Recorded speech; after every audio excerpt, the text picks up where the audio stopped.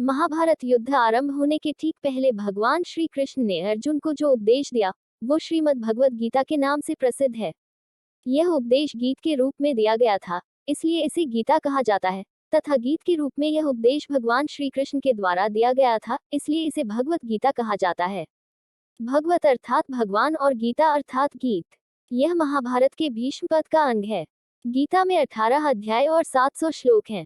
हिंदू पौराणिक कथाओं के अनुसार श्रीमद् भगवत गीता भगवान श्री गणेश द्वारा लिखी गई थी, जैसा कि उन्हें ऋषि वेद व्यास ने बताया था। भगवत गीता धर्म, आस्तिक, भक्ति और मोक्ष के यौगिक आदर्श के बारे में विभिन्न हिंदू विचारों का संश्लेषण प्रस्तुत करती है। गीता में आत्मा, परमात्मा, भक्ति, कर्म, जीवन आदि का वृहद रूप से वर्णन किया गया है। गीता से हमें यह ज्ञान मिलता है कि व्यक्ति को केवल अपने कर्म पर ध्यान देना चाहिए, साथ ही कर्म करते समय इस बात का ध्यान रखना चाहिए कि हम जो भी कर्म कर रहे हैं उसका फल हमें निश्चित ही प्राप्त होगा। गीता पढ़ने वाले व्यक्ति को सच और झूठ, ईश्वर और जीव का ज्ञान हो जाता है, उसे अच्छे और बुरे की समझ आ जाती है। गीता पढ़ने से व्यक्ति का आत्मबल बढ़ता है और व्यक्ति साहसी और निडर बनकर अपने कर्तव्य पथ पर आगे बढ़ता है। रोजाना गीता पढ़ने से शरीर और दिमाग में सकारात्मक ऊर्जा विकसित होती है। जय श्री कृष्ण, जय श्री भागवत गीता जी। हेलो एवरीवन, कैसे हैं आप सब? आप सभी का मेरे YouTube चैनल आध्यात्म निधि में बहुत बहुत स्वागत है। मैं हूं निधि खरे और आज मैं लेकर आई हूं आपके लिए श्रीमद् भगवत गीता के अध्याय 11 विश्वरूप दर्शन योग के समस्त श्लोकों के हिंदी अनुवाद का वर्णन। आज के इस वीडियो में आप जानेंगे कि इसमें श्री कृष्ण किस प्रकार विश्वरूप के दर्शन हेतु अर्जुन की प्रार्थना, भगवान द्वारा अपने विश्वरूप का वर्णन, संजय द्वारा धृतराष्ट्र के प्रति विश्वरूप का वर्णन, अर्जुन द्वारा भगवान के विश्वरूप का देखा जाना और उनकी स्तुति करना, भगवान द्वारा अपने प्रभाव का वर्णन और अर्जुन को युद्ध के लिए उत्साहित करना, भयभीत हुए अर्जुन द्वारा भगवान की स्तुति और चतुर्भुज रूप का दर्शन कराने के लिए प्रार्थना, भगवान द्वारा अपने विश्वरूप के दर्शन की महिमा का कथन तथा चतुर्भुज और सौम्य रूप का दिखाया जाना, बिना अनन्य भक्ति के चतुर्भुज रूप के दर्शन की दुर्लभता का और फल सहित अनन्य भक्ति का वर्णन करते हैं। तो इस वीडियो को आप बिना स्किप किए एंड तक पूरा जरूर देखिएगा और मेरे चैनल को लाइक, शेयर, सब्सक्राइब और बेल नोटिफिकेशन में ऑल सिलेक्ट करना बिल्कुल भी मत भूलिएगा, जिससे कि आप मेरे सभी लेटेस्ट वीडियो सबसे पहले देख सकें। आप मुझे इंस्टाग्राम और फेसबुक पेज पर भी फॉलो कर सकते हैं। तो आइए मेरे साथ ज्ञान प्राप्त करते हैं श्रीमद् भगवत गीता के अध्याय 11 का। अर्जुन बोले, मुझ पर अनुग्रह करने के लिए आपने जो परम गोपनीय अध्यात्म विषयक वचन अर्थात उपदेश कहा, उससे मेरा यह ज्ञान नष्ट हो गया है। क्योंकि हे कमल नेत्र, मैंने आपसे भूतों की उत्पत्ति और प्रलय विस्तार पूर्वक सुने हैं तथा आपकी अविनाशी महिमा भी सुनी है। हे परमेश्वर, आप अपने को जैसा कहते हैं ये ठीक ऐसा ही है, परंतु हे पुरुषोत्तम, आपके ज्ञान, ऐश्वर्य, शक्ति, बल, वीर्य और तेज से युक्त ऐश्वर्य रूप को मैं प्रत्यक्ष देखना चाहता हूँ। हे प्रभु, उत्पत्ति, स्थिति और प्रलय तथा अंतर्यामी रूप से शासन करने वाला होने से भगवान का नाम प्रभु है। यदि मेरे द्वारा आपका वह रूप देखा जाना शक्य है ऐसा आप मानते हैं, तो हे योगेश्वर, उस अविनाशी स्वरूप का मुझे दर्शन कराए। श्री भगवान बोले, हे पार्थ, अब तू मेरे सैकड़ों हजारों नाना प्रकार के और नाना वर्ण तथा नाना आकृति वाले अलौकिक रूपों को देख। हे भरतवंशी अर्जुन, तू मुझमें आदित्यों को अर्थात अदिति के 12 पुत्रों को, 8 वसुओं को, 11 रुद्रों को, 2 अश्विनी कुमारों को और 49 मरुद्गणों को देख तथा और भी बहुत से पहले न देखे हुए आश्चर्यमय रूपों को देख। हे अर्जुन, अब इस मेरे शरीर में एक जगह स्थित चराचर सहित संपूर्ण जगत को देख तथा और भी जो कुछ देखना चाहता हो सो देख। गुडाकेश निद्रा को जीतने वाला होने से अर्जुन का नाम गुडाकेश हुआ था, परंतु मुझको तू इन अपने प्राकृत नेत्रों द्वारा देखने में निःसंदेह समर्थ नहीं है। इसी से मैं तुझे दिव्य अर्थात अलौकिक चक्षु देता हूँ, इससे तू मेरी ईश्वरीय योग शक्ति को देख। संजय बोले, हे राजन, महायोगेश्वर और सब पापों के नाश करने वाले भगवान ने इस प्रकार कहकर उसके पश्चात अर्जुन को परम ऐश्वर्ययुक्त दिव्य स्वरूप दिखलाया। अनेक मुख और नेत्रों से युक्त, अनेक अद्भुत दर्शनों वाले, बहुत से दिव्य भूषणों से युक्त और बहुत से दिव्य शस्त्रों को धारण किए हुए और दिव्य गंध का सारे शरीर में लेप किए हुए, सब प्रकार के आश्चर्यों से युक्त, सीमा रहित और सब उन्मुख किए हुए विराट स्वरूप परमदेव परमेश्वर को अर्जुन ने देखा। आकाश में 1000 सूर्यों के एक साथ उदय होने से उत्पन्न जो प्रकाश हो, वह भी उस विश्वरूप परमात्मा के प्रकाश के सदृश कदाचित ही हो। पांडुपुत्र अर्जुन ने उस समय अनेक प्रकार से विभक्त अर्थात पृथक पृथक संपूर्ण जगत को देवों के देव श्री कृष्ण भगवान के उस शरीर में एक जगह स्थित देखा। उसके अनंतर आश्चर्य से चकित और पुलकित शरीर अर्जुन प्रकाशमय विश्वरूप परमात्मा को श्रद्धा भक्ति सहित सिर से प्रणाम करके हाथ जोड़कर बोले। अर्जुन बोले, हे देव, मैं आपके शरीर में संपूर्ण देवों को तथा अनेक भूतों के समुदायों को, कमल के आसन पर विराजित ब्रह्मा को, महादेव को और संपूर्ण ऋषियों को तथा दिव्य सर्पों को देखता हूँ। हे संपूर्ण विश्व के स्वामिन, आपको अनेक भुजा, पेट, मुख और नेत्रों से युक्त तथा सब ओर से अनंत रूपों वाला देखता हूँ। हे विश्वरूप, मैं आपके न अंत को देखता हूँ, न मध्य को और न आदि को ही।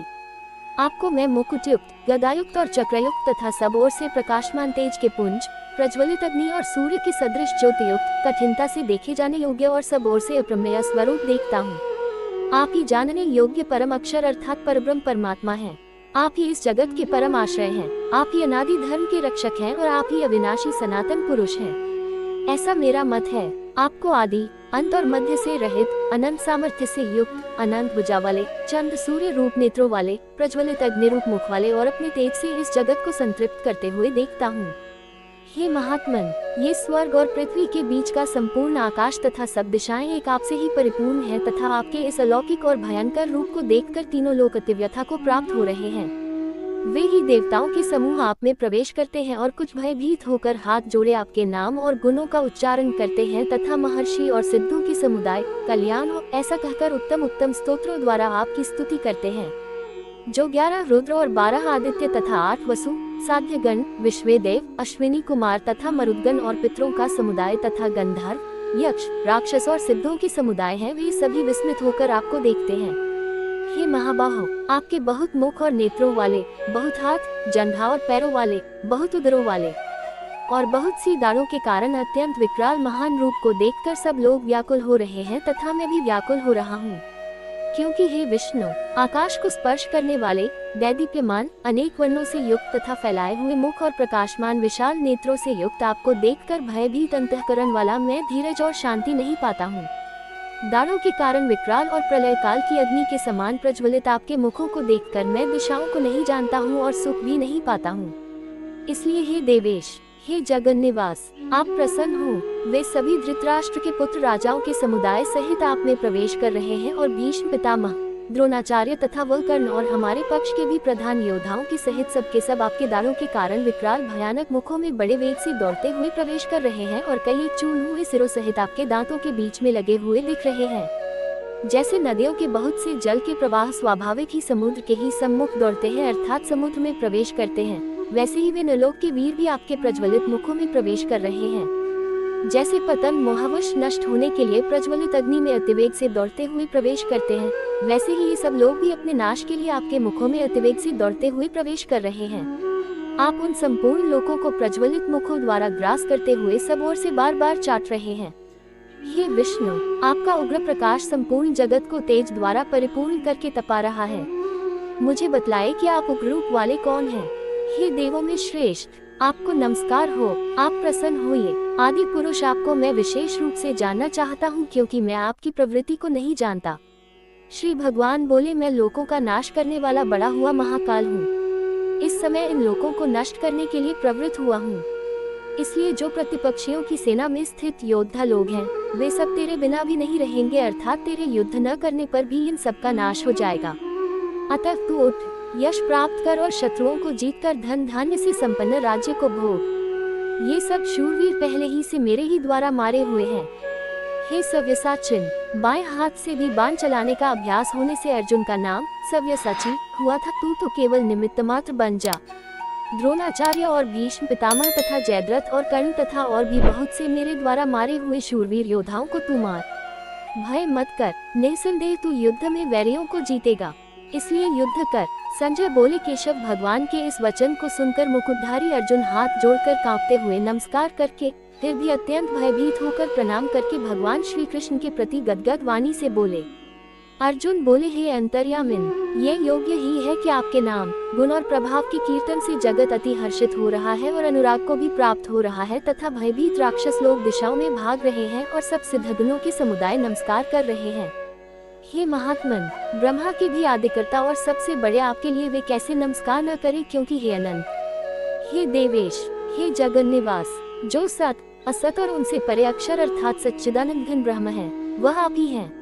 आप आदिदेव और सनातन पुरुष हैं। आप इन जगत के परम आश्रय और जानने वाले तथा जानने योग्य और परम धाम हैं। हे अनंत रूप, आपसे ये सब जगत व्याप्त अर्थात परिपूर्ण है। आप वायु, यमराज, अग्नि, वरुण, चंद्रमा, प्रजा के स्वामी ब्रह्मा और ब्रह्मा के भी पिता हैं। आपके लिए हजारों बार नमस्कार। नमस्कार हो आपके लिए फिर भी बार बार नमस्कार। नमस्कार। हे अनंत सामर्थ्य वाले, आपके लिए आगे से और पीछे से भी नमस्कार। हे सर्वात्मन, आपके लिए सब ओर से ही नमस्कार हो, क्योंकि अनंत पराक्रमशाली आप समस्त संसार को व्याप्त किए हुए हैं। इससे आप ही सर्वरूप हैं। आपके इस प्रभाव को न जानते हुए आप मेरे सखा है ऐसा मानकर प्रेम से अथवा प्रमाद से भी मैंने हे कृष्ण, हे यादव, हे स्खे, इस प्रकार जो कुछ बिना सोचे समझे हठात कहा है। और हे अच्युत, आप जो मेरे द्वारा विनोद के लिए विहार, शय्या, आसन और भोजनादि में अकेले अथवा उन सखाओं के सामने भी अपमानित किए गए हैं, वो सब अपराध प्रमेय स्वरूप अर्थात अचिंत्य प्रभाव वाले आपसे मैं क्षमा करवाता हूँ। आप इस चराचर जगत के पिता और सबसे बड़े गुरु एवं अति पूजनीय हैं। हे अनुपम प्रभाव वाले, तीनों लोकों में आपके समान भी दूसरा कोई नहीं है, फिर अधिक तो कैसे हो सकता है। अतएव हे प्रभु, मैं शरीर को भली भांति चरणों में निवेदित कर प्रणाम करके स्तुति करने योग्य आप ईश्वर को प्रसन्न होने के लिए प्रार्थना करता हूँ। हे देव, पिता जैसे पुत्र के, सखा जैसे सखा के और पति जैसे प्रियतमा पत्नी के अपराध सहन करते हैं, वैसे ही आप भी मेरे अपराध को सहन करने योग्य हैं।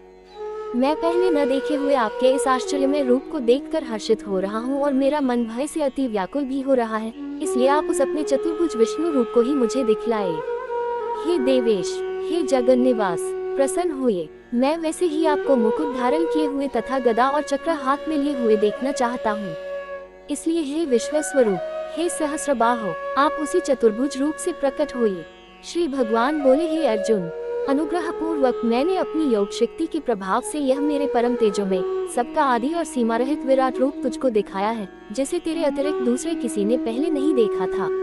हे अर्जुन, मनुष्य लोक में इस प्रकार विश्व रूप वाला मैं न वेद और यज्ञों के अध्ययन से, न दान से, न क्रियाओं से और न उग्र तपो से ही तेरे अतिरिक्त दूसरे द्वारा देखा जा सकता हूँ। मेरे इस प्रकार के इस विकराल रूप को देखकर तुझको व्याकुलता नहीं होनी चाहिए और मूढ़ भाव भी नहीं होना चाहिए।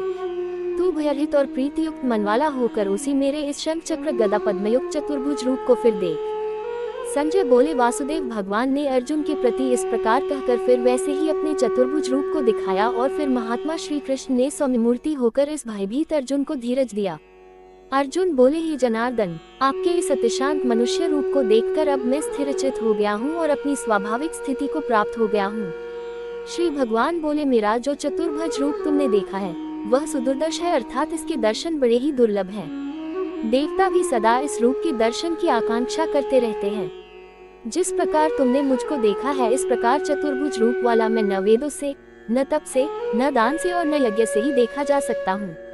परंतु हे परंतप अर्जुन, अनन्य भक्ति के द्वारा इस प्रकार चतुर्भुज रूप वाला मैं प्रत्यक्ष देखने के लिए, तत्व से जानने के लिए तथा प्रवेश करने के लिए अर्थात एक ही भाव से प्राप्त होने के लिए भी शक्य हूँ। हे अर्जुन, जो पुरुष केवल मेरे ही लिए संपूर्ण कर्तव्य कर्मों को करने वाला है, मेरे परायण है, मेरा भक्त है, आसक्ति रहित है और संपूर्ण भूत प्राणियों में वैरभाव से रहित है, सर्वत्र भगवत बुद्धि हो जाने से उस पुरुष का अति अपराध करने वाले में भी वैरभाव नहीं होता है, फिर औरों में तो कहना ही क्या है, वह अनन्य भक्तियुक्त पुरुष मुझको ही प्राप्त होता है। तो आज के इस वीडियो को मैं करती हूँ यहीं पर खत्म। आशा करती हूँ कि आपको श्रीमद् भगवद गीता के अध्याय 11 का संपूर्ण ज्ञान प्राप्त हो ही गया होगा। यदि आपको मेरा ये वीडियो अच्छा लगा हो तो इसे लाइक व शेयर अवश्य करें और यदि आप मेरे चैनल पर नए हैं तो चैनल को सब्सक्राइब करके बेल नोटिफिकेशन में ऑल सेलेक्ट जरूर करें, जिससे कि आप मेरे सभी लेटेस्ट वीडियो सबसे पहले देख सकें। तो जल्द ही मिलते हैं एक नए वीडियो में, तब तक के लिए गुड बाय, टेक केयर। जय श्री कृष्ण, जय श्री भागवत गीता जी।